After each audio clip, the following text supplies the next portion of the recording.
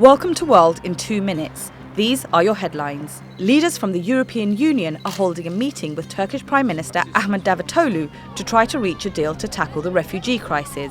It's proposed that asylum seekers travelling from Turkey to Greece will be sent back, and for every Syrian refugee returned, one from a refugee camp in Turkey will be resettled in the EU.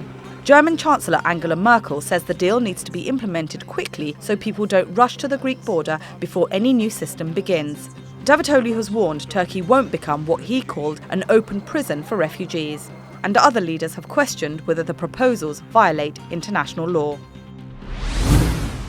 2 people have tested positive for the Ebola virus. More than 11,300 people have died since the current outbreak began 3 years ago. Most of them were in Guinea, Liberia and Sierra Leone. On Thursday, the World Health Organization had declared neighbouring Sierra Leone free of the virus because there'd been no more new cases for 42 days.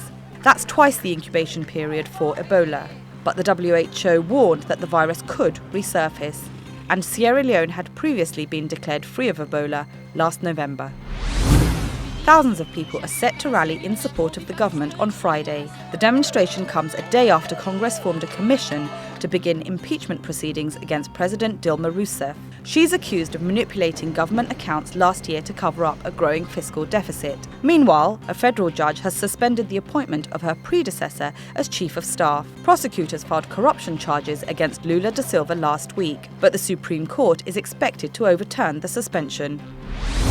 Turkey is commemorating the 101st anniversary of the fight for Gallipoli. Flags are being hung across the country in honour of fallen Ottoman soldiers who fought Allied forces for control of the Dardanelles Strait. There were 65,000 Ottoman casualties and 46,000 on the Allies' side. The 9-month conflict has become known as the Battle of Çanakkale.